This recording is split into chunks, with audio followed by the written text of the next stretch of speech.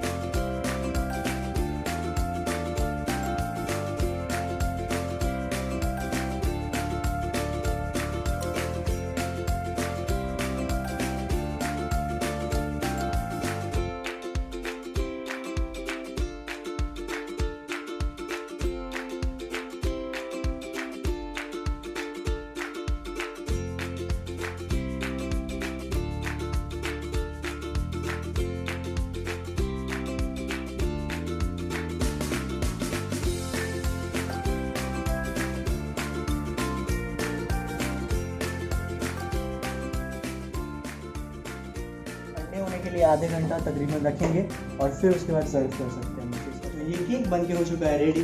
I hope आप लोगों को ये वीडियो अच्छा लगा हो तो आप भी अपने घर में केक बनाइए और खाइए। और इस वीडियो को लाइक कीजिए, शेयर कीजिए, सब्सक्राइब कीजिए मेरे चैनल को और मिलते हैं फिर नेक्स्ट वीडियो में। Till then good bye.